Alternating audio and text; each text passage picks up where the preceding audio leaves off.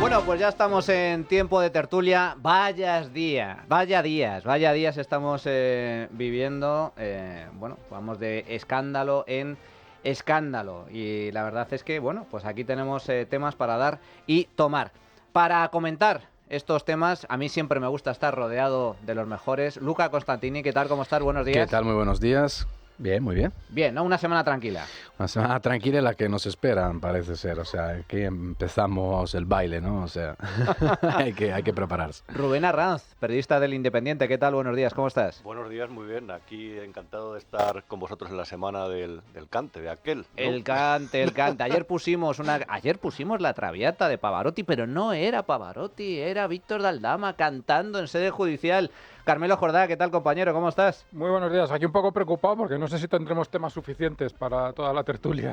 Bueno, ayer avanzamos las claves del aldamazo, de esa cante por parte de Víctor de Aldama, que en realidad tampoco descubrió muchas novedades, pero sí reafirmó muchas de las denuncias que están encima de la mesa y abrió nuevas vías de investigación. Bueno, antes de comenzar, tenemos que estar bien alimentados, tener energía, tener fuerza para ponernos a limpiar toda la ropa sucia que tenemos hoy por delante, y para ello desayunamos gracias a Pastelería Saúl, con tiendas en Arturo Soria, en Alcoriza, en Canillas, en la calle O'Donnell, en Orense, y también con servicio a domicilio. Bueno, señores, Aldama ha cantado con el fin de alcanzar un acuerdo con la Fiscalía Anticorrupción, salir de prisión. Estaba en prisión preventiva, en prisión provisional, y está dispuesto a colaborar con la justicia para, bueno, conseguir algún tipo de beneficio penal, o al mismo tiempo, ya que él va a pringar, pues que pringuen otros con él. ¿Cuál es vuestra primera valoración, Carmelo? Con otro fin que yo creo que no se está comentando, pero que a mí me parece evidente. Primero, que efectivamente en prisión no estaba seguro, y eso tampoco, no hay que haber visto muchas series para saberlo, es decir, es que es algo bastante obvio. Y segundo, que yo creo que el aldamazo, perdón, le blinda respecto a determinadas cosas que recordemos que ya le pegaron 3 tiros en el coche. Es decir, Cuidado, no es tal. Entonces, a partir de ahora... Dijeron que era un bulo, perdona que te interrumpa, pero... Y dijeron que era un bulo. O sea, cuando lo publicamos, era un bulo, y luego, claro, foto. Luego hemos visto todas las fotos. Eso es, en las fotografías aparecía hasta el reflejo de él. Y, es decir, ahora, si tuviese un accidente, por decirlo de una forma sutil, todo el mundo miraría al mismo sitio, que es decir, al Palacio de la Moncloa. Entonces yo creo que lo que ha hecho, evidentemente, responde a todo lo que has dicho, responde a lo primero, a un acuerdo para poder tener un tratamiento un poco más leve y poder salir de prisión ya, que es importante. Una persona que no, digamos, Aldama probablemente sea un delincuente, él ha confesado delitos, pero no es una persona acostumbrada a la cárcel, y eso, para los que no están acostumbrados, es un tramo muy fuerte. Efectivamente tendrá mejor trato porque está colaborando con la justicia. Se lleva a todos consigo, lo cual es una tentación bastante comprensible, y yo creo que esa parte de la seguridad también es importante. Es que además se le vio ostensiblemente cabreado con las declaraciones de Pedro Sánchez. Eso de que Pedro Sánchez saliera a la palestra después de su declaración ante el juez y dijera: este es un mentiroso, pero vaya inventada, dijo. Este personajillo que conoce desde hace años, que según informaciones publicadas por The Objective, tenía una relación de bastante confianza con Aldama, porque iba a Moncloa, ejerció hasta de chofer, según estas últimas declaraciones, de informaciones publicadas. Por lo tanto, había una cierta confianza. El hecho de que el presidente del gobierno le tilde de mentiroso, de personajillo, que desde el propio gobierno lo intenten ridiculizar, llamándole pequeño Nicolás, diciendo: ¿este de qué va? ¿Este va de James Bond? Yo creo que, cuidado, porque Víctor de Aldama, según las palabras que dijo justo después de declarar ante los medios de comunicación, diciendo que tenía pruebas, el tono en el que le contestaba al presidente del gobierno, de tú a tú, diciéndole que si tenía Alzheimer, que si era un mitómano. Cuidado, porque para mí ha nacido una estrella. Rubén. La mejor metáfora de lo que estaba sucediendo, o la mejor descripción, es que mientras Víctor de Aldama salía de prisión y llamaba mitómano con Alzheimer a Pedro Sánchez, David Broncano estaba poniendo imágenes de ciervos en la 1, es decir, de las maniobras de desinformación a las que nos tienen acostumbrados, esa a lo mejor es la más poética de todas. Yo quisiera simplemente, porque claro, los ciudadanos a lo mejor se preguntan, ¿y a mí cómo me afecta todo esto de Víctor de Aldama? Y hay un punto que a mí me parece muy relevante y a lo mejor se ha pasado por alto sobre él o se le ha considerado un detalle secundario a la vista de que, entre otras cosas, citó a Pedro Sánchez. Es cuando dentro de esas 2 horas de declaración habla de la entrega de una cantidad monetaria, presuntamente, según él siempre, al director de gabinete de María Jesús Montero, la ministra de Hacienda, para retrasar, aplazar al parecer, una inspección, un embargo que tenía sobre una empresa que se llama Pilot Real Estate, que era de 923.000 euros la deuda que tenía con la agencia tributaria, según vienen las cuentas.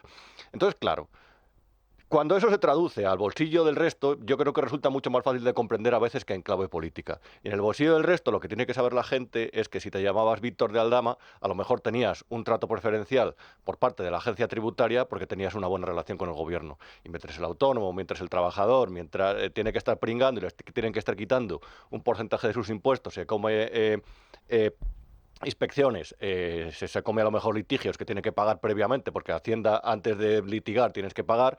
Hay gente que a lo mejor, si Víctor de Aldama dice la verdad, y si no la dice, tendría que tener una imaginación desbordante, porque 2 horas de declaración inventadas me parece una declaración desbordante, pero que a lo mejor si Víctor de Aldama dice la verdad, lo que significa es que hay gente que tiene un trato preferencial con la agencia tributaria y a lo mejor el Estado ya... A lo mejor somos todos, pero de diferente manera, según decía Pedro Sánchez. Luca, de todo lo que dijo Víctor de Aldama, que fueron muchísimas cosas, algunas conocidas, otras desconocidas, ¿qué es lo que más te llamó la atención? Porque ha abierto un melón con nuevas variantes. El tema Delsi, el tema del pago, el reconocimiento de nuevos pagos a altos cargos del PSOE, empezando por Santos Cerdán, que presuntamente le pagó en un bar enfrente de Ferraz 15.000 euros de comisión, porque atención, que a mí es lo más relevante, una de las cosas más relevantes de su declaración. Santos Cerdán era el responsable del cupo vasco. Si hay un cupo, es decir, si lo que viene a decir Aldama es que el partido tiene como determinados ámbitos territoriales que están repartidos, mucho cuidado, aquí estamos hablando no de una cosa puntual y excepcional, sino de algo mucho más grave. Bueno, vamos a ver, o sea, yo creo que en primer lugar me parece por lo menos algo más lógico que si se entregó ese tipo de mordida fuera en un bar delante de Ferraz y no en Ferraz. Lo digo porque entre las varias publicaciones que ya nos han dicho tantas veces bulos, que yo creo que francamente, o sea, solo hemos publicado hechos que además se han ido con el tiempo demostrando, pues claro, todo empieza en el marco de una parte de este escándalo empieza con el tema de la presunta trama de los hidrocarburos, donde está involucrado Aldama, que está en la cárcel por esta investigación judicial, no tanto por el caso Coldo, aunque todo, digamos, se va ampliando. Y donde pues a nosotros nos dicen que, oye, que entraron en Ferraz al menos 2 bolsas con, creo recordar, 90.000 euros en billetes, bolsas envueltas a su vez en otras bolsas de la tienda Zara. O sea, estamos... Claro, yo decía, pero vamos a ver, pero incluso en Ferraz, o sea, por lo menos hazlo en el bar delante, ¿no? Pues efectivamente parece ser que una parte por lo menos iba en el bar delante, que me parece algo más lógico. Mira, fíjate, yo... También puede ser que, perdona, que en un sitio vayan las personales y en otro las del partido. Bueno, ya veremos, porque Aldama lo que ha ido más o menos dibujando o predibujando es efectivamente una operación, si quieres, de, en fin, criminal, organizada desde un punto de vista criminal, que es lo de siempre, o sea, la financiación ilegal de un partido político, o sea, que es lo que normalmente cuando se habla de corrupción de partidos políticos es donde pues está un poco el kit de la cuestión, y donde a su vez se pueden enriquecer algunos altos dirigentes, altos cargos, como podría ser con el tema de los cupos, o sea, bueno, los líderes varios territoriales. Y luego no hay que olvidar toda la historia. O sea, yo creo que todo eso empieza cuando Sánchez sale del PSOE. Cuando Sánchez sale del PSOE, que le echan después de las primarias y tal, Sánchez, ¿qué hace? Va por ahí, va en un PSOE ya muy dividido, pero donde todos daban por ganadora a Susana Díaz, porque era en realidad la líder, en fin, aupada por todos los altísimos y famosos dirigentes del PSOE, y Sánchez donde va ¿qué puertas va a tocar? Va a tocar las puertas de todos aquellos a nivel territorial que tenían minorías, o sea, que eran los que nunca habían ganado nada. Entre otros Ábalos. O sea, Ábalos era el líder de una corriente socialista en Valencia, que era la tercera, digamos, por fuerza política. Nunca ganaba, siempre ganaban las otras dos. Y Ábalos, de vez en cuando, la corriente de Ábalos, que era la más izquierdista del PSOE, algo postcomunista, quiero decir, Ábalos tenía una historia también muy cercana al comunismo, de Colombia y tal y cual, o sea.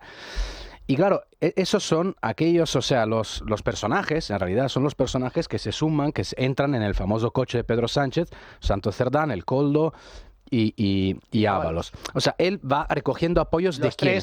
Claro, los mosqueteros de Sánchez. Los tres mosqueteros.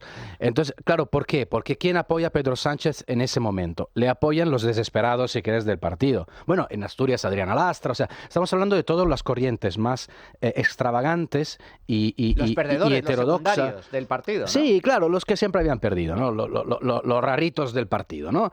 Y claro, de repente, ¿qué pasa? El gran error entonces de aquel PSOE, el grandísimo error de quien fue, digamos, secretario durante unos días, que era Alejandro Fernández, creo que recuerda.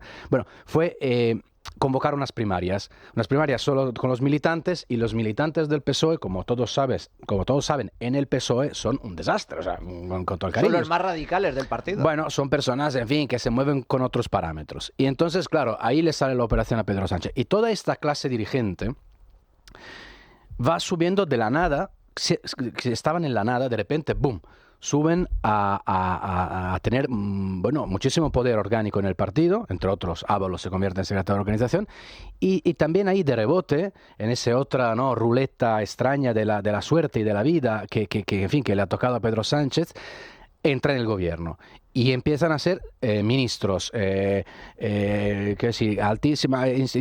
cargos importantísimos a nivel institucional, manejando muchísimo dinero, y ahí es donde entran también todos los otros, como Aldama y como los de tal, que se apuntan a este carro y porque saben de qué, pues de hacer contratos, de estafas, de no sé qué, no sé cuánto. Y esta es la historia de Pedro Sánchez. De hecho, hay un momento en el que de Aldama reconoce que le pide ayuda a Ábalos porque lo del ministerio les viene grande dentro de la declaración, cosa que llama mucho la atención. En cualquier caso, desde luego supieron ver la oportunidad, porque cuando empiezan a hablar del Delcy Gate, de la llegada de Delcy, de cómo empiezan a planificar esa visita, que negaron, que prácticamente primero negaron que existiera, posteriormente comentaron que bueno, que ya que venía a Madrid había que entrar ahí para decirle que no podía bajar del avión, y al final se ha visto que era una visita planificada con varios ministros, entre ellos el presidente de la Generalidad, el actual, y la cena con sorpresa, que era el presidente del gobierno. Pero llama la atención porque en la comunicación que aparece en el informe de la UCO,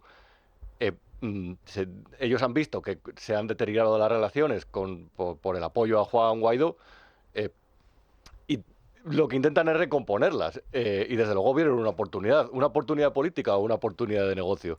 Desde luego es una gran pregunta. Pero desde luego no creo que gente como Aldama actuara gratis en ese sentido. No lo sé, a mí me parece, yo quisiera recordar, porque me parece una de las cosas más graves de lo que se desprende de la declaración de Aldama y de los informes de la UCO, que una líder que no podía pisar territorio europeo, no podía pisar territorio Schengen, le organizaron una visita con la cena del presidente del gobierno de España. Todo, y 4 ministros. Que todo tiene que ser secreto, es decir, porque no se puede reconocer, porque nadie lo puede ver, es decir, a espaldas de las cámaras. Y lo negaron, calificaron a esa gente a los medios que lo contaban, que eso lo dio Voz Populi en exclusiva, los calificaban de mentirosos. Pero es que luego, cuando llegó 2 meses después, llega la pandemia. Ahora no sabemos todos los detalles porque hasta el ministerio de Óscar Puente ha hecho una auditoría sobre eso, pero se empiezan a forrar con las mascarillas cuando está todo el mundo en su casa, cuando hay cientos y miles de enfermos. Cuando no había contratos. Es importante recordarlo porque en ese periodo se suspenden todos los controles para la contratación y la compra de material sanitario, porque si hay que seguir el procedimiento para hacer cualquier tipo de contrato mediante licitación, etcétera, requiere una serie de controles, supervisiones, procedimientos enormemente complejos. Entonces se suspenden todos los controles existentes para poder comprar a dedo, de forma directa, sin más que, oye, tú tienes mascarillas, yo te lo compro, toma el dinero y adiós. Y ahí se aprovechan de la situación. Bueno, de hecho, lo más alucinante que se recoge en esa auditoría del ministerio es que en 38 minutos de repente deciden cambiar de hacer un pedido a esta empresa de los comisionistas en la que está de Aldama de 4 millones de mascarillas a 8 millones. Y la gente, las auditoras dicen, ¿y esto por qué es? Esto porque es una decisión completamente catastrófica. Se gastaron 20 millones de euros en ese pedido de mascarillas. Luego se había comprometido esta empresa, porque luego eran cutres, porque todo lo que hace el PSOE al final son cutres, no contrata a los más profesionales para ello. Se habían comprometido en traer en aviones de China en 48 horas todo ese material, y llegaron en 2 semanas, en un mes. Algunas mascarillas no estaban acreditadas, no sé, otras...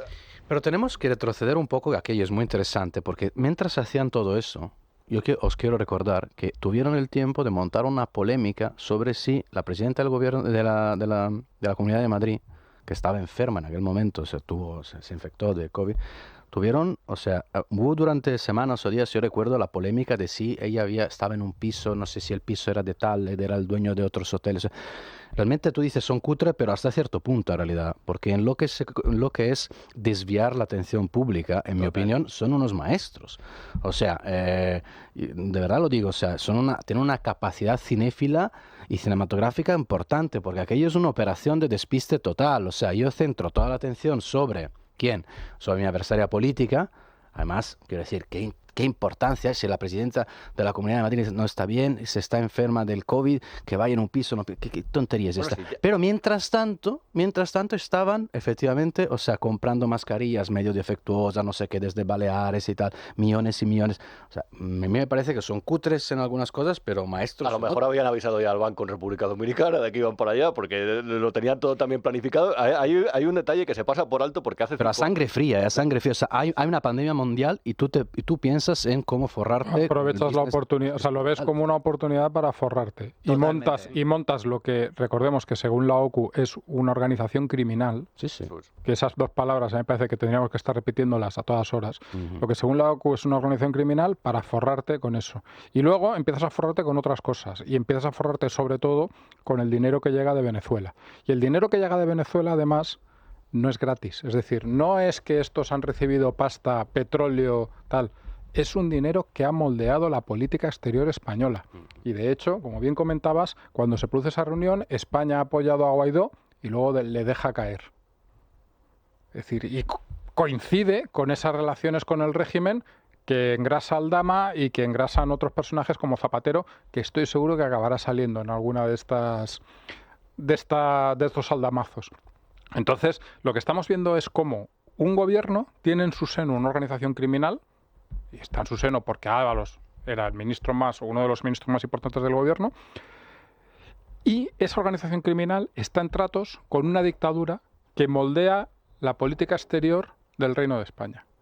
Es que es, con perdón, acojonante. Ábalos era entonces el mandamás, la mano derecha de Pedro Sánchez, su socio y compañero más fiel y leal, su compañero de batallas. Era el máximo responsable del partido, justo por detrás de Pedro Sánchez, y era el ministro más importante porque el Ministerio de Transportes es el que maneja más dinero de todo el gobierno, junto con la Seguridad Social. Lo que pasa es que la Seguridad Social es dinero que van a los pensionistas. Quítale tu dinero a los pensionistas y se monta la mundial.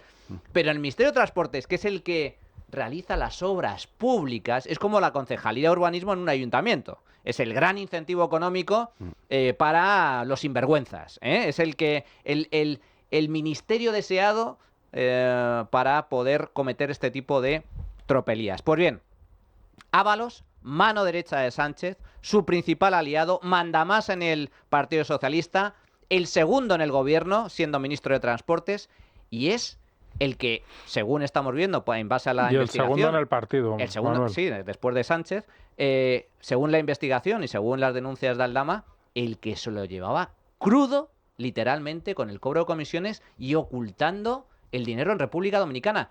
Pero cuidado, que luego está Koldo. Koldo, alguno pensará, bueno, pero Koldo era un Mindundi. No. Koldo también era íntimo de Pedro Sánchez. ¿Quién lo dice? Lo dice el propio Aldama. Le pregunto que cómo llega a ser asesor del ministro y bueno, pues me empieza a contar un poco que la relación la tenía con el presidente, con Sánchez y con Santos Cerdán, y que de repente pues cuando hacen la moción de censura pues él pensaba que se iba a quedar en presidencia y lo mandan con Ábalos. O sea que fue una decisión del presidente el que Koldo recalara en el ministerio como asesor del ministro. Eso es lo que le contaba. Eso es lo que me cuenta él y es lo que parece ser. Hasta tal punto era el hombre de confianza de Pedro Sánchez que fue el encargado de avalar, de custodiar durante 2 noches los avales que consiguió Pedro Sánchez de la militancia para recuperar la Secretaría General en el año 2017. Sí, porque fíjate, la figura de Koldo se describe con una palabra muy clara que se emplea mucho en la política, que es el soldado. O sea, Koldo es un soldado. En la jerarquía política, tal y como funcionan los partidos, también las pequeñas células, o sea, de los grupos de poder, siempre hay un líder, digamos un general, por así decir, y luego los soldados, o sea, gente de extrema confianza, dispuesta a hacer lo que sea, lo que le digan que tienen que hacer. Y estos son personas, si alguien nos está escuchando y ha hecho política y hace política, sabe perfectamente a lo que me refiero. O sea, son personas necesarias. Porque es verdad que, oye, siempre hay que hacer algunas tareas incómodas, en fin, las tienes que llamar de lunes al domingo a todas las horas en fin. Son personas entregadas de confianza. Por eso Pedro Sánchez pone a este soldado a custodiar los avales en el famoso proceso de primarias que luego acaba con la defenestración de Pedro Sánchez y todo, y luego la vuelta del coche y tal igual. Oye, sobre lo que es Sánchez, lo que acaba de decir Aldama, dice Sánchez, o sea, Koldo pensaba de acabar en presidencia y luego le meten con Ábalos. Bueno, eso supongo, Aldama dice lo que le dijo Koldo. O sea, en la declaración de Aldama, en muchos momentos, Aldama repite lo que otros le han dicho.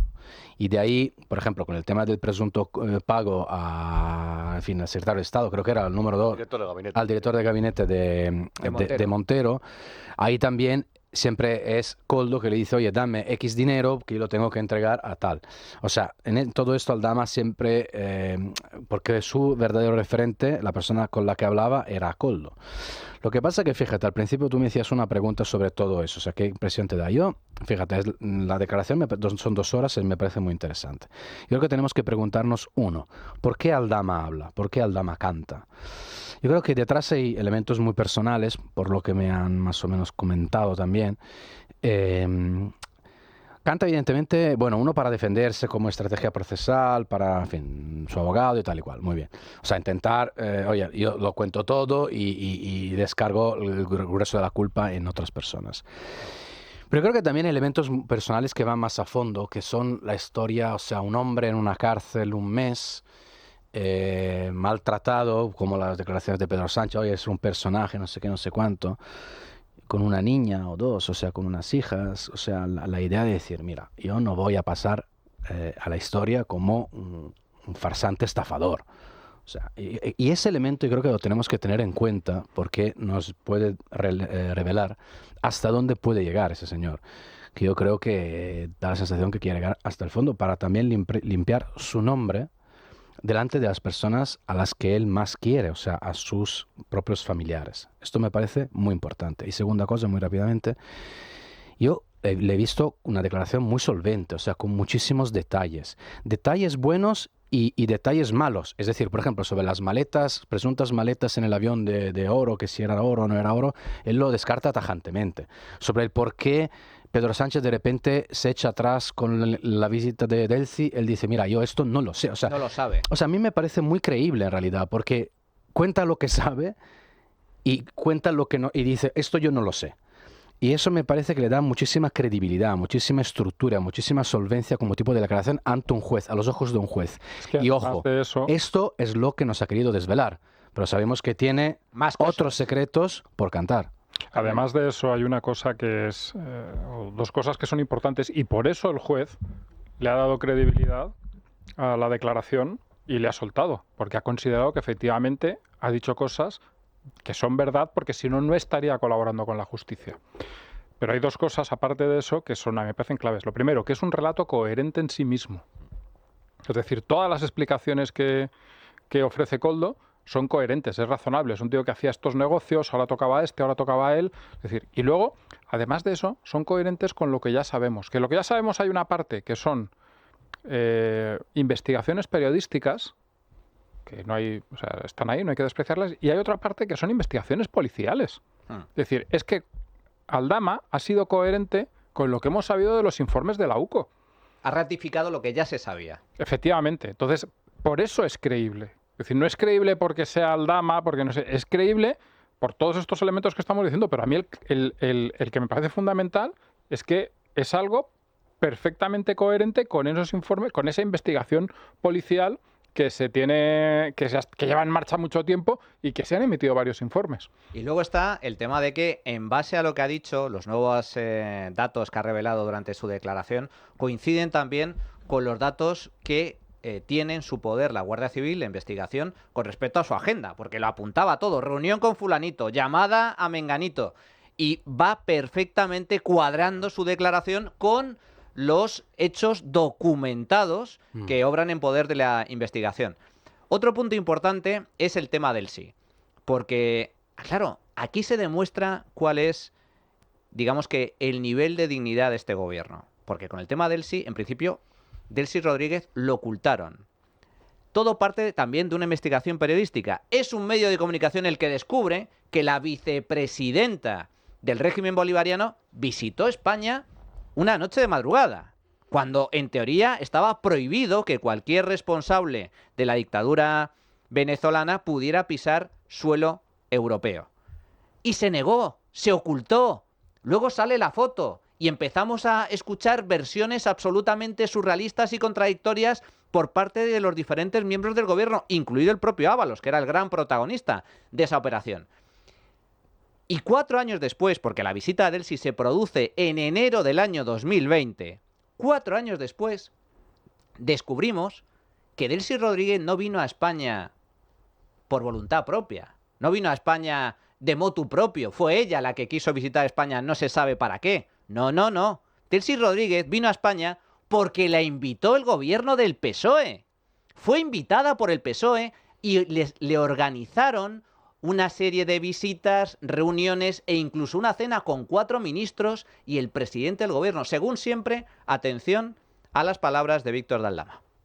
El gobierno de España estaba enterado tanto por el presidente como por el señor Marlaska, como por el señor Ábalos, obviamente, que hablaba directamente con Delcy Rodríguez. Incluso usted, según aparece en la agenda, tenía organizada una cena. Los ministros que iban a acudir a esa cena era el señor Marlaska, la señora Teresa Rivero, el ministro Illa, la ministra María Jesús Montero, Ábalos, obviamente, el presidente. A ese avión solamente sube el señor Ábalos y yo. El señor Marlaska se encarga de que el comisario en ese momento del aeropuerto de Barajas cree una zona Schengen para que la vicepresidenta pueda bajar. Fue el gobierno, Rubén. Es que fue el gobierno. Un pequeño apunte sobre lo de antes porque me parece muy relevante. Era un guardia civil el que le proporcionaba los teléfonos seguros a la trama para que no les pillaran. Es decir, que la propia UCO investigó a alguien de la Guardia Civil, es decir, porque Aldama tenía ahí un infiltrado. Es decir, que este no es un outsider, alguien que haya llegado de fuera y que se haya inventado todo. Medalla al mérito. Claro, eso es. No...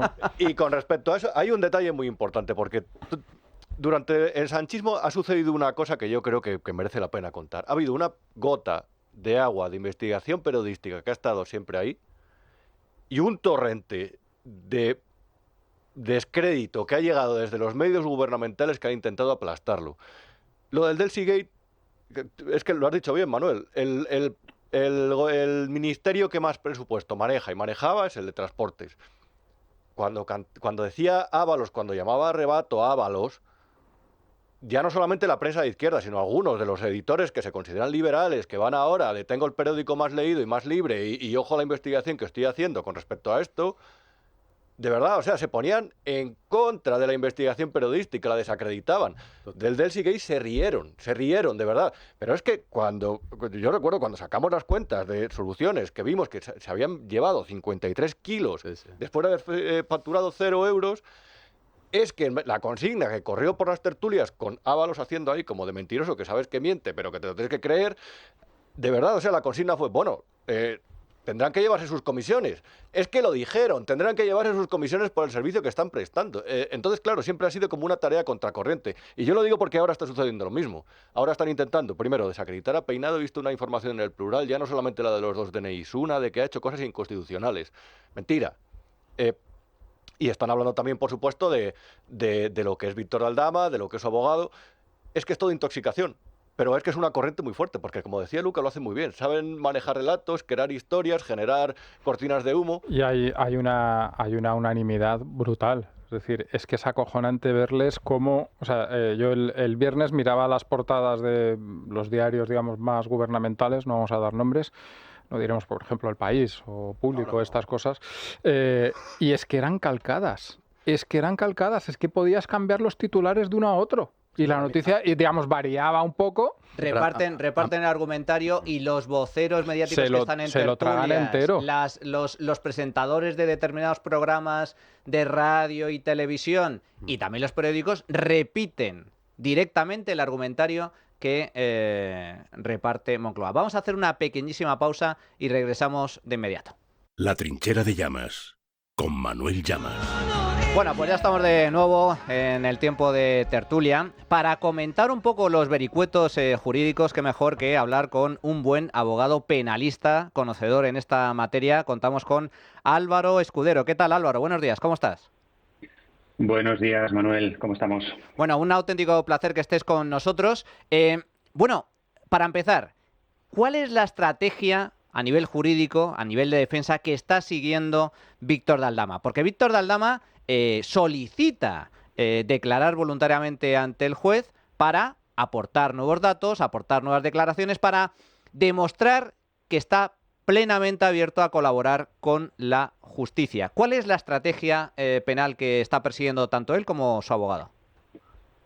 Bueno, yo creo que hay que esperar un poquito más para saber exactamente la estrategia que tiene, sobre todo determinar si finalmente presenta pruebas sobre lo que ha dicho o no, porque si efectivamente al final presenta pruebas sobre las afirmaciones que ha hecho, pues sí que puede ser una estrategia orientada a colaborar un poquito más para que finalmente la justicia sea un poquito, digamos, más benévola, por decirlo de alguna forma, o benevolente con él. Si finalmente no presentase pruebas, pues podría ser una estrategia orientada un poco a la distracción, a embarrar el procedimiento, a sembrar dudas para que la participación de él en los delitos quede un poquito más diluida, digamos. Desde el gobierno se han apurado a decir que bueno, que no tiene ningún tipo de credibilidad Víctor de Aldama y que miente directamente y que no tiene credibilidad porque, en primer lugar, está investigado y hasta hace poco estaba en prisión provisional. Pero aquí hay un punto que a mí me parece relevante. En su declaración, Aldama se está autoinculpando también de determinados delitos. Por lo tanto, eso, ¿qué sentido tiene que tú mientas si al mismo tiempo con tu declaración te estás autoinculpando y por lo tanto te estás perjudicando penalmente? Efectivamente, Manuel. En primer lugar, sobre lo que ha comentado el Gobierno de que no carece de credibilidad por el hecho de que esté imputado, a mí me hace mucha gracia, ¿no? Por decirlo de alguna manera, porque la mujer del presidente del Gobierno está imputada también y el Gobierno, digamos, defiende su honorabilidad y defiende la verdad de sus palabras. Pero más allá de esto, Manuel, efectivamente no tendría ningún sentido mentir en este sentido, porque se está autoinculpando de determinados delitos. Entonces, que pueda ser quizás para, no lo sabemos, para poder embarrar el procedimiento, no lo sabemos. Que puede haber algo de verdad ahí detrás de sus palabras, seguro. Es cierto que al ser investigado él no declara bajo juramento. Esto significa que bueno, pues él tiene, digamos, derecho a mentir sin que pueda haber consecuencias para él. ¿Eso significa que mienta? No necesariamente. Hay investigados que a veces mienten y hay investigados que no mienten. Yo creo que todavía no sabemos si es verdad o no es verdad lo que dice hasta que pueda presentar pruebas o al menos, si no tiene pruebas, pues indicios de que lo que manifiesta es verdad. Pero sí que es cierto, Manuel, que no tendría sentido autoinculparse de un delito simplemente por echar basura al resto de personas. No tendría sentido alguno. Otro de los puntos que ha llamado la atención es la liberación tan rápida por parte de Víctor de Aldama. Declara y apenas 6 horas después de declarar en el juzgado ante el juez, a preguntas del fiscal, es liberado. ¿Esto es normal? ¿Hay alguna anomalía en que se le libere tan rápido o no? Bueno, para eso tendríamos que tener acceso, Manuel, al auto de libertad provisional. Al fin y al cabo, cuando un juez decreta una prisión provisional es porque se dan determinadas circunstancias en el procedimiento que no tienen nada que ver con la posible, digamos, futura culpabilidad o no, sino que simplemente puede existir riesgo de fuga, riesgo de destrucción de pruebas, riesgo para la víctima o determinados delitos que tienen una pena muy muy alta y hay indicios de culpabilidad, como pueden ser pues temas de asesinatos, agresiones sexuales graves. Aquí no he tenido acceso al auto de libertad provisional, por tanto no sé realmente los fundamentos que ha adoptado el juez para ponerle en libertad. Si el juez la ha puesto en libertad es porque objetivamente considera que no se dan los requisitos ahora mismo, actualmente. Sí se dieron en un pasado, pero ahora mismo no se dan para mantenerle en prisión provisional. Y si no se dan, el juez está obligado a ponerle en libertad, hasta por lo menos hasta que haya una sentencia, y ya cuando exista sentencia, en su caso, condenatoria firme, pues tendrá que ingresar o no, en función de la pena que le pueda caer. Última pregunta, Álvaro, ya un poco a nivel general. Cuando un imputado, un investigado en un determinado procedimiento se abre a colaborar estrechamente con la justicia, ¿se puede llegar a qué tipo de acuerdos se suelen llegar con la Fiscalía? ¿Una reducción muy sustancial de las penas? Es decir, si tú estás dispuesto a declarar, a confesar, a aportar pruebas para clarificar posibles delitos, a implicar a otros posibles responsables. ¿Realmente una persona que colabora estrechamente con la justicia, con la Fiscalía, puede alcanzar acuerdos realmente beneficiosos desde el punto de vista penal? Sí, Manuel. De hecho, incluso muchas veces se alcanzan acuerdos en los procedimientos penales, se alcanzan acuerdos sin ni siquiera poder inculpar a otras personas. Existe lo que se llama un protocolo de conformidad, que es una negociación entre los abogados defensores y la Fiscalía, en el que pues se produce una serie de beneficios, se provoca una serie de beneficios para el acusado en reducciones de condena, a cambio de declararse culpable, digamos. En este caso, posiblemente hayan introducido en esa negociación, en ese protocolo de conformidad, el elemento de, oye, no solamente queremos que te declares culpable, si es el caso, sino que además pues queremos que nos facilites cierta información que ayude en la investigación. Por tanto, sí, mi criterio es que efectivamente en esa negociación posiblemente se hayan introducido estos elementos, estos requisitos para poder beneficiar en una futura condena al Aldama. Álvaro Escudero, abogado penalista, muchísimas gracias. Fuerte abrazo. Muchas gracias, Manuel. Un abrazo fuerte.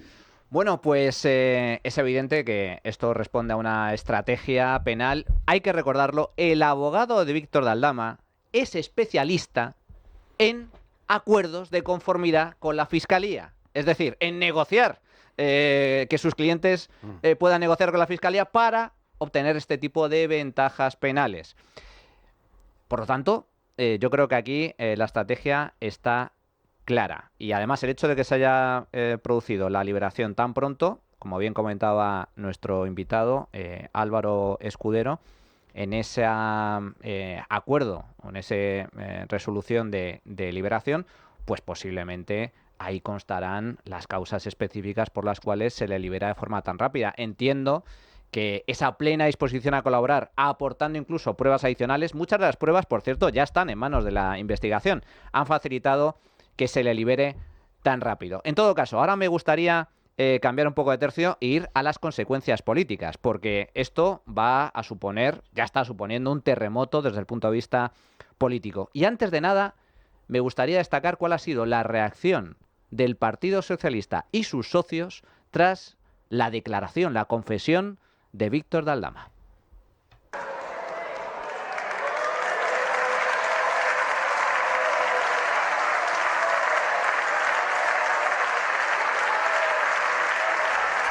Estamos escuchando cómo el Partido Socialista y todos sus socios se levantaron a aplaudir a Pedro Sánchez en cuanto apareció por el Congreso. La reacción del gobierno que luchaba contra la corrupción, que le montó la moción de censura a Mariano Rajoy con la excusa de limpiar y regenerar la democracia, aplauden de forma vehemente al presidente de gobierno cuando aparece por el Congreso tras la declaración de Aldama. Por cierto, un aplauso muy similar al que recibió Ábalos después del caso del Seagate. Rubén. Es que esa es una de las imágenes que estos días revisaban, la de José Luis Ábalos compareciendo en el Congreso para explicar que lo del Seagate era un invento.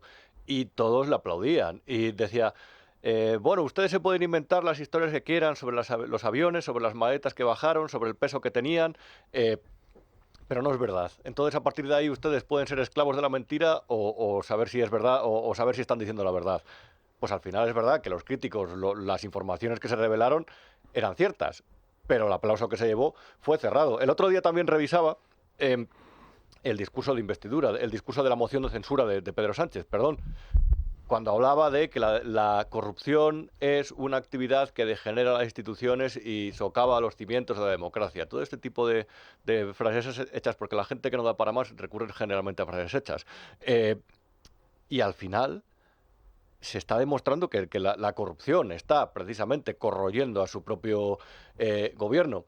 Yo siempre estos días me preguntaba sobre quienes apoyaron esa moción de censura, los partidos satélites, los PNV y compañía, a la vista de que el argumento de la corrupción les convenció, resultó convincente, están haciendo el más absoluto de los ridículos actualmente. Es decir, ¿cuál es la postura del PNV? Es decir, ese voto contra la derecha o la ultraderecha, esa oposición contra la derecha y la ultraderecha que siempre hablan a su electorado, pesa más que el mero hecho de que hayan sido señalados, creo que son 6 ministros y 11 personas alrededor del partido.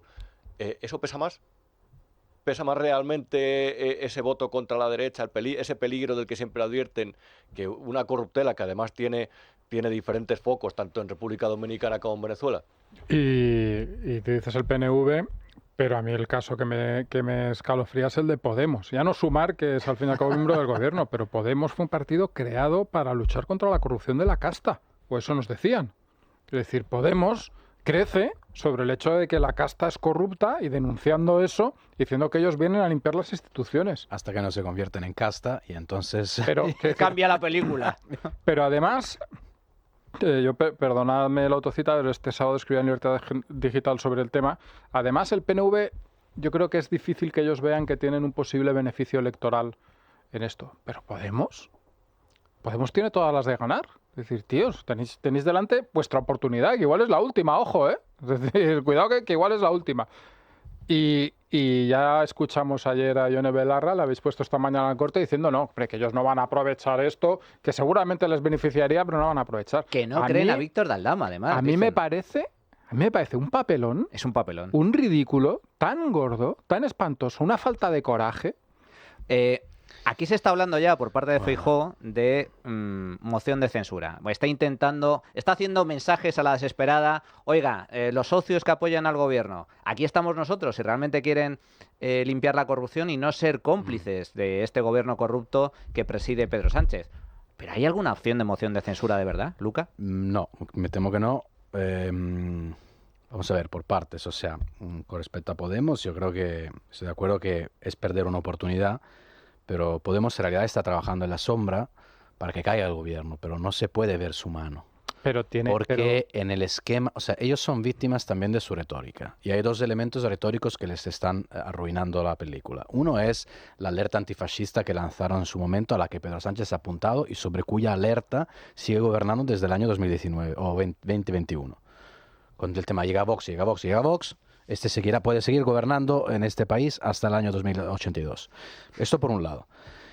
Y la segunda parte es el lawfare, o sea, la presunta, ¿no? O sea, el ataque de los jueces contra la democracia. Entonces Podemos es víctima también de su propio relato. Podemos estaría encantado de que Sánchez cayera porque lo odian, de que Yolanda Díaz se fuera efectivamente a vivir a no sé dónde. Porque la odian aún más. También, y porque ellos ahora mismo realmente, oye, tienen 4 diputados y saben que si se va a votar pasado mañana, si se convocan elecciones en marzo, yo qué sé, oye, como mínimo llegan a 10, o sea, que van a mejorar seguro. Lo que pasa es que no se puede ver la mano de Podemos en la conjura en el Senado contra el emperador Pedro Sánchez. No se podía ver hasta ahora, pero ahora la corrupción galopante pero es que no es del Podemos de 2015, es el Podemos de 2024 con Galapagar, con el chalet, o sea, han cambiado las cosas. Podemos empezó como ataque a la casta y se convirtió con el tema del feminismo. Eso fue la historia de Podemos. Por eso ahora están cayendo Errejón y todo eso. Sobre lo que me preguntabas del Partido Popular, o sea, yo creo que el PP, yo veo lógica la idea de presentar una moción. Y creo que dentro del propio Partido Popular el debate que tienen es, oye, tenemos que dar un paso adelante, aunque sepamos que no realmente los equilibrios parlamentarios son los que son. El PNV está comiendo de la mano del PSOE para gobernar en el País Vasco, por lo tanto, la historia es muy sencilla. ¿Por qué el PNV? Porque el PNV tiene unos intereses coyunturales muy claros en el País Vasco. Y Junts per Catalunya nadie sabe exactamente qué es y dónde puede ir pasado mañana, porque depende de Puigdemont y de, en fin, un encaje de intereses también muy complicados. Pero yo creo que el Partido Popular sí necesita que se vea que está haciendo algo, por lo tanto, y sobre todo que se hace algo, que haya un debate parlamentario de cierta envergadura en el Congreso, que Feijóo también, oye, y se transmitir que esto no es una cosa normal. Claro, entonces, que llegue un tío y delante del juez denuncia a medio gobierno por corrupción, no, y por otras cosas, no es un escenario para normal. poner los puntos sobre los... Es que a lo mejor la duda sobre si plantearla o no, digo, simplemente porque quizá también estos movimientos hay que interpretarlos muchas veces de cara al interior del partido. Es a lo mejor la duda de si Feijóo, de perder esa moción de censura porque hacen la coalición de investidura cierra filas, de perderlos y sale beneficiado, sale debilitado dentro del propio partido. Yo sinceramente creo que con todo lo que tenemos sobre la mesa, el mero hecho de plantear un debate parlamentario en el que se hable de la corrupción del gobierno, ya tiene todas las de ganar con eso, pero es cierto que perder una moción de censura puede llegar a resultar, a dañar su imagen o puede tener ese miedo, no lo sé. Y luego hay otra moción de censura de la que no se habla, que son los presupuestos. O sea, también hay que saber medir los tiempos. O sea, claro, ¿qué haces si eres el Partido Popular? Te adelantas al debate presupuestario donde ya sabes que van a tener muchísimos problemas y les das la oportunidad de entrar, digamos, en un efecto viento de cola. O sea, que al fin y al cabo, mira, pierdes la moción de censura y de remate te aprueban incluso los presupuestos porque ya, ¿no? O sea, aprovechan el momento para cerrar filas entre todos ellos o les dejas que se cuezan de alguna manera en su propia salsa. Y no lo sé, yo ahí hay que recordar que esta misma semana se ha producido un debate muy interesante donde se ha visto la debilidad del gobierno a nivel parlamentario, sí, con esa comisión de Hacienda, ese paquete fiscal. Les ha salido más o menos bien, algunos impuestos han decaído, luego han llegado a un acuerdo in extremis para mantener vivo el impuesto a las energéticas en un futuro Real Decreto. Es decir, a medias ha logrado encajar las piezas, pero sale realmente debilitado y se demuestra una vez más que no tiene la estabilidad necesaria para poder gobernar. ¿Va a poder aprobar los presupuestos? Puigdemont le pide el oro y el moro, como siempre hace Puigdemont, no pide absolutamente todo. Se comenta que sin presupuestos difícilmente puede acabar la legislatura. Yo tengo mis dudas al respecto. Yo creo que puede prorrogar presupuestos y aguantar hasta casi hasta el final. ¿Vosotros veis, aunque se pierda la moción de censura, veis que en caso de que no se aprueben los presupuestos, el gobierno puede aguantar, Sánchez puede aguantar, como suele decir, 3 años más? Yo creo que tú puedes aguantar sin presupuestos, o sea, digamos, con debilidad parlamentaria, si todo lo demás está bien. Es decir, tú puedes aguantar si no tienes determinados líos legales. Y tú puedes aguantar los líos legales y la corrupción si tienes una fuerte mayoría parlamentaria. Pero sin mayoría parlamentaria y con líos legales, a mí me parece muy aventurado pensar que la legislatura se puede prolongar hasta su término. Yo no digo que si caen los presupuestos vayan a convocar elecciones al día siguiente, pero yo no veo políticamente eso cómo se sostiene. Sinceramente, no me parece imposible, porque además estamos hablando de que lo que hemos visto esta semana es un primer capítulo. Es decir, va a haber más, ya no aldama, pero va a haber más revelaciones, va a haber más decisiones judiciales, todo eso sin presupuestos, sin una mayoría clara.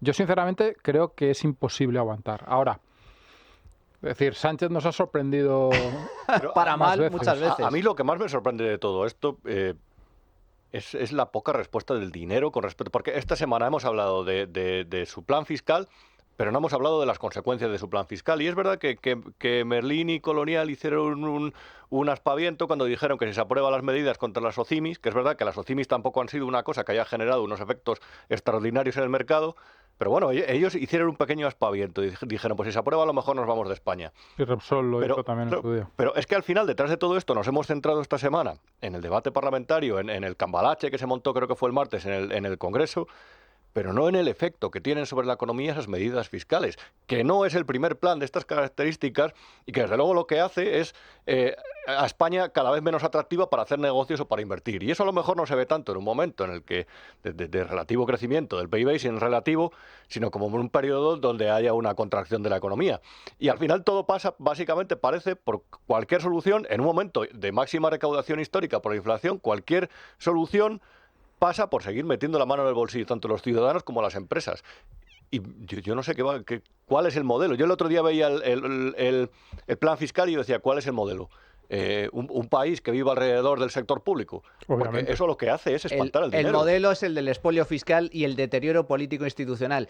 Pedro Sánchez ha demostrado una cosa, que es su capacidad absoluta de resistencia. Está imputada su mujer, está imputado su hermano, está imputado Ábalos, está imputado Koldo, está ahora con denuncias gravísimas a su secretario de organización, a otros ministros, a un jefe de gabinete. El fiscal general del Estado está siendo investigado.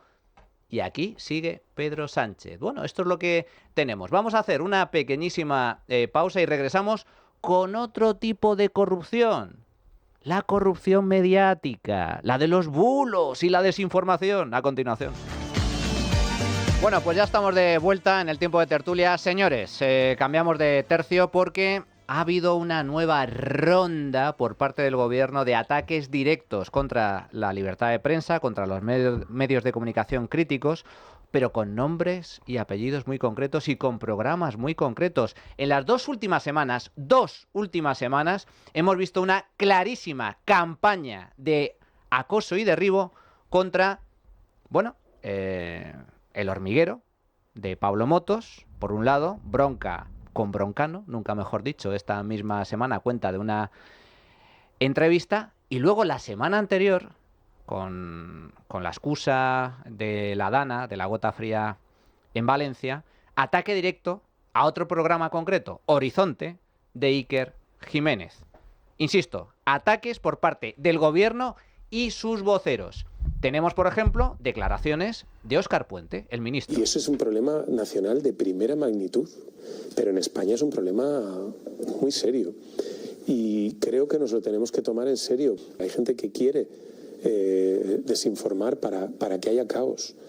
Y eso es gravísimo, ¿eh? Eso es gravísimo. Se ha hablado mucho de golpismo, de secesionismo, en este país se han utilizado epítetos muy gruesos. Lo que esta gente está haciendo es golpismo puro y duro. Puro y duro. El gobierno habla de golpismo y esto es en alusión a las informaciones de Iker Jiménez en Horizonte, que como la inmensa mayoría de medios de comunicación, pues recogió el posible desastre que podía acontecer en ese parking del centro comercial de Bonaire, donde algunas fuentes hablaban de que había cientos de cadáveres, etcétera. Eso se lo comió todo el mundo. Todo el mundo estaba con todo el mundo todo no. el mundo no, menos Libertad Digital. No, yo no sé si otros tampoco, que no digamos todo el mundo, porque no todo el mundo se lo comió. Muchos medios de comunicación, pero ha sido la excusa que ha utilizado el gobierno para cargar contra Iker Jiménez. Pero no es un bulo, es que... Bueno, eso había sospechas de que podía haber cadáveres de... A ver, vamos a definir bulo de una vez. Bulo es una desinformación, o sea, una mentira publicada sabiendo que es una mentira. Adrede. O sea, tú sabes que es una mentira y publicas una mentira. Esto es un bulo. Luego existe, o sea, el error informativo, como lo que ha hecho F en una semana, 2 errores. Quiero decir, gordos, ¿eh? Gordos. El helicóptero y no sé qué, y la muerte del pobre escritor.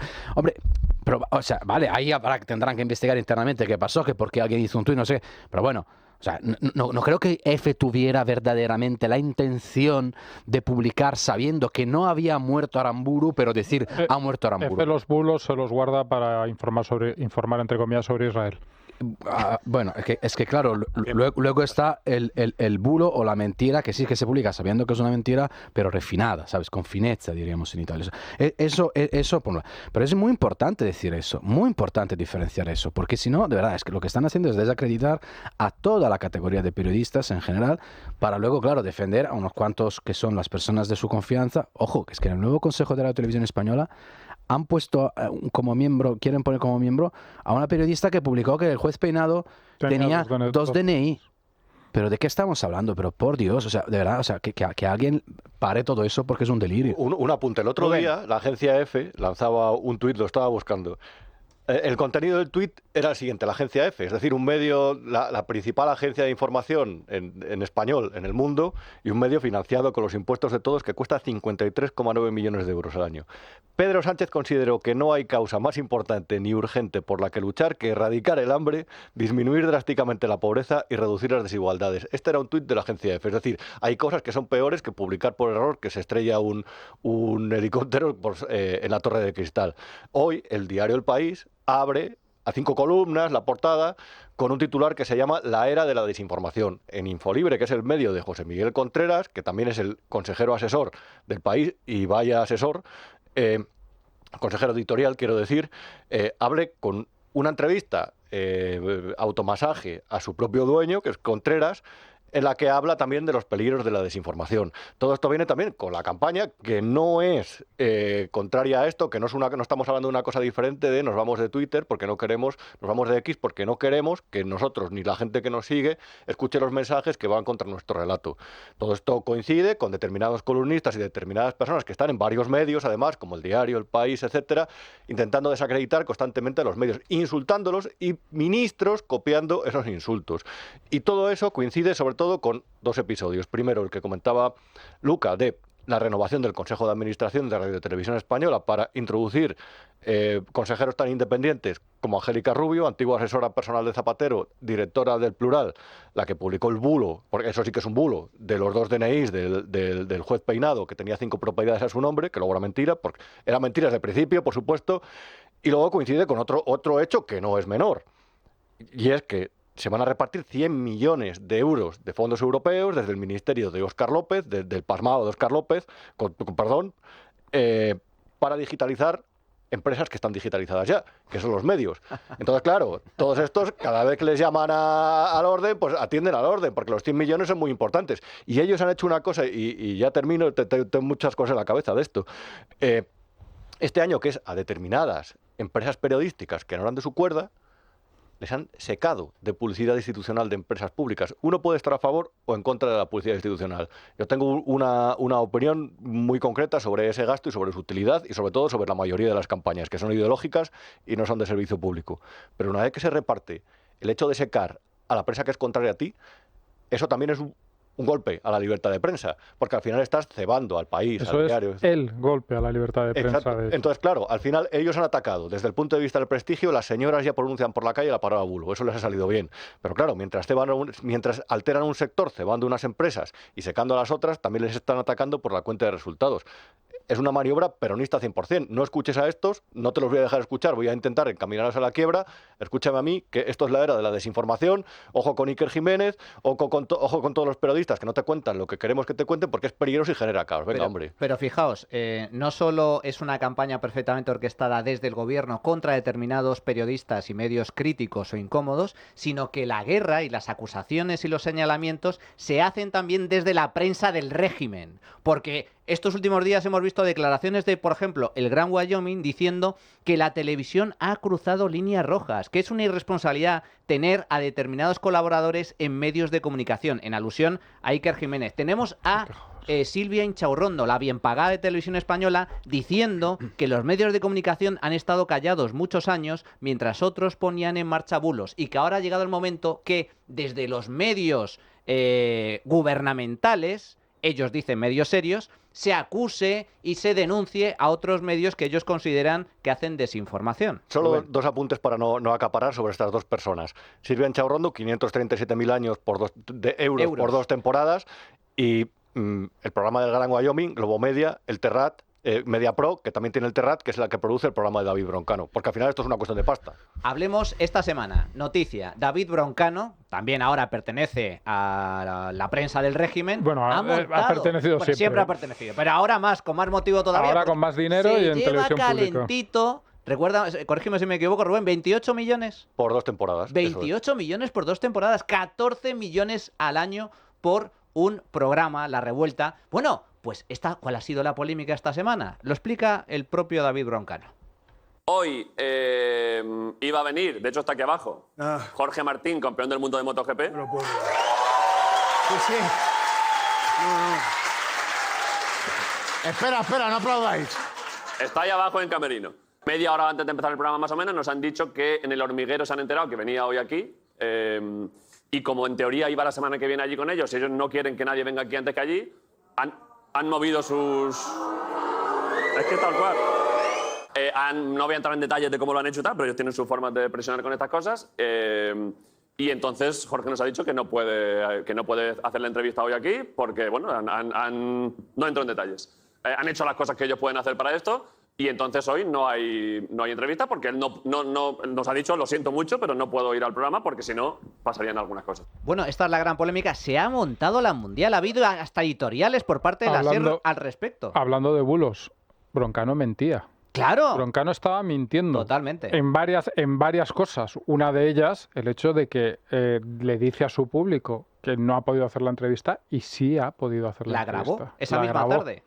La grabó, lo que pasa es que no podía emitirla antes de la entrevista que ya había cerrado Jorge Martín, campeón del mundo de MotoGP, con Pablo Motos. Y la empresa que lleva ese campeonato y la empresa que tiene tal. Es decir, que había razones empresariales, pero que estaban claras, estaba encima de la mesa y todo el mundo las sabía. David Broncano no había cosas, hacen cosas por ahí, como decía Pero es que claro, los periodistas lo primero que hicimos al día siguiente, incluso el mismo día, es llamar a Tres Media, al Hormiguero, para ver lo que había pasado. Y nos comentaron que había dos representantes, uno se había liado, uno la había liado básicamente porque había comprometido una entrevista con Broncano, teniendo una la semana que viene con el compromiso de que fuera la primera, con el Hormiguero.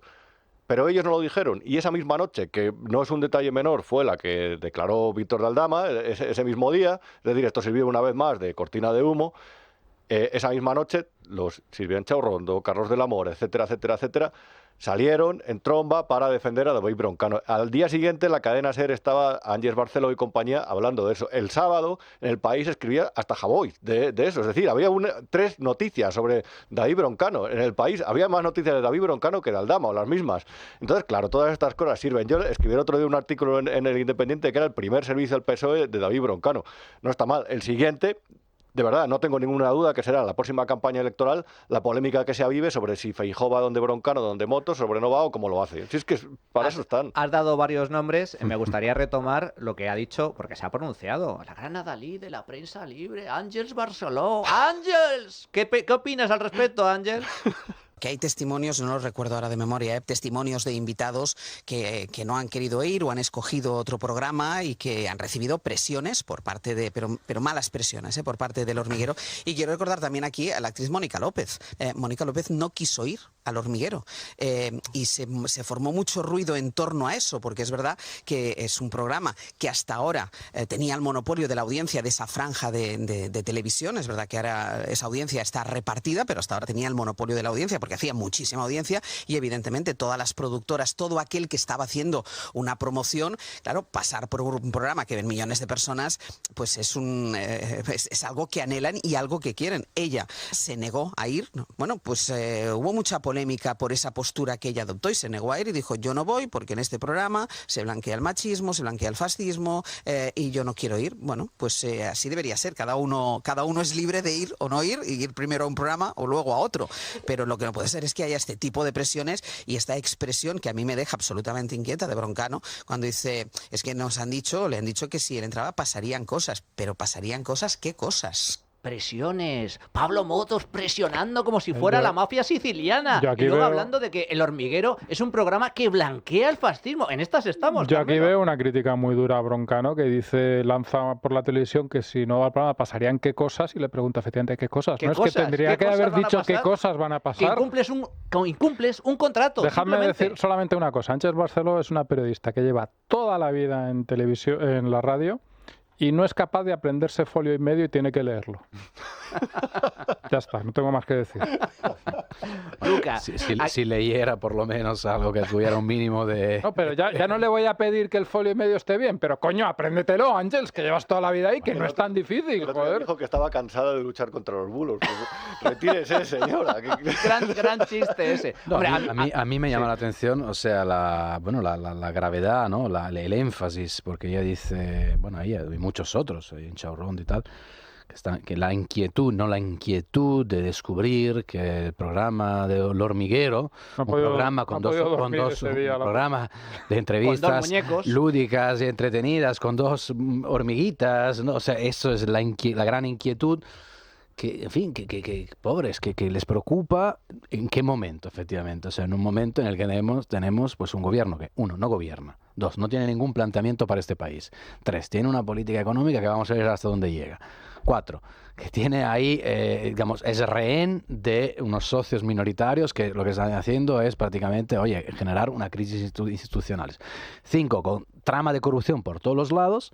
La gran inquietud es el programa con las 2 hormiguitas, claro, que está luchando, por cierto, en términos normal y comercial, contra otro programa que es de la televisión pública, inflada de dinero público, o sea, construido, quiero decir, elegido para efectivamente robarle, ¿no?, audiencia, esa audiencia y tal.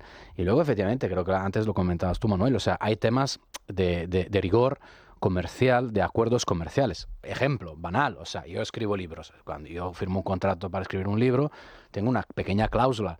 O sea, es decir, que después de la publicación, durante unos meses, no puedo ir por ahí a escribir otros libros. Oye, o lo aceptas o no lo aceptas. O sea, esto forma parte de la vida misma. En el periodismo, por ejemplo, hay exclusividad. O sea, si tú escribes para El Mundo, el diario El Mundo, eres informador del mundo, escribes información para el mundo. No es que, oye, un día te despiertas por la mañana y le pasas un artículo a la ABC. Si eres un futbolista de Real Madrid, no es que un domingo dices, oye, a mí hoy me apetece jugar con el Barça. O sea, cosas así, estas banalidades, realmente es lo que determina, yo creo, lo que ocurrió el otro día con este chico, y no sé si fue un error de su representante, pero si hay un acuerdo que tú dices, oye, tienes que venir a mi programa, y la exclusividad es que justamente seas la primera entrevista que tú haces en esta determinada, ¿no?, franja horaria, no sé qué, y programa tal, conmigo, pues si la incumples, el problema es de incumplimiento de contrato. Yo simplemente un pequeño apunte, Manuel.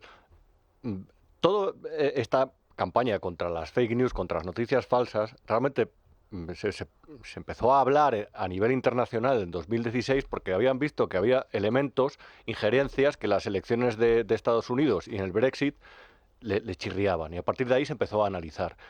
Y ahí hubo quienes advertimos, cuidado, hacia dónde se dirige esta campaña, porque se puede terminar por convertir en un arma de los gobiernos para intentar controlar el mensaje contra la prensa, que es crítica con su acción, con su modus operandi, en los momentos en los que más le conviene.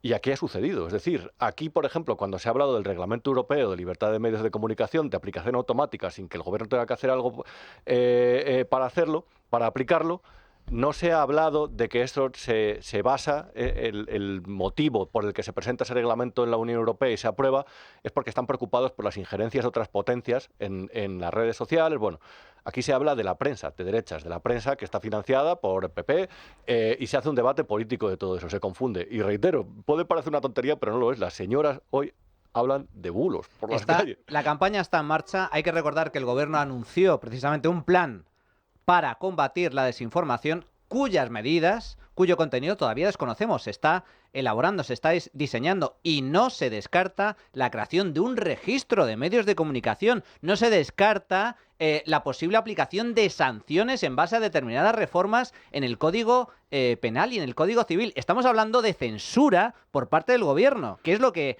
Por eso monta la campaña. Es lo típico del populismo. Creas un problema inventado, el hecho de que hay desinformación, bulos, etcétera, que siempre es lo mismo, es decir, intentar acallar a los medios críticos con el gobierno para aportar una solución. ¿Y cuál es la solución?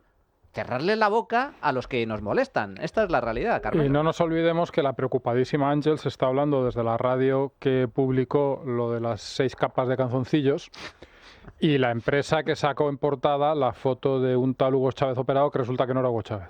Entonces, hombre, joder, tápate, Ángels. Vamos con la encuesta. Adrián, ¿cuál ha sido el resultado de la encuesta de hoy? Cuéntanos. Sí, porque hoy preguntábamos qué pasará tras la declaración de Víctor de Aldama. Dábamos 4 opciones. No va a pasar absolutamente nada. Habrá una moción de censura. Tendremos la imputación de Sánchez. O tendremos también elecciones anticipadas. Y con el 54% de los votos ha ganado que no va a pasar absolutamente nada. Pero también ha estado bastante apretada la encuesta. Y el 35% cree que habrá una imputación a Sánchez. Bueno, lo veremos. Desde luego, aquí lo que está claro es que los que iban en el Peugeot, en el Peugeot, con Sánchez, Ábalos está imputado, investigado por la justicia.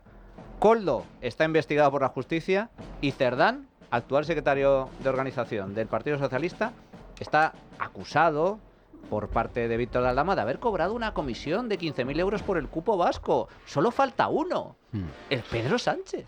Y Begoña Gómez y el David hermano. Sánchez. En fin.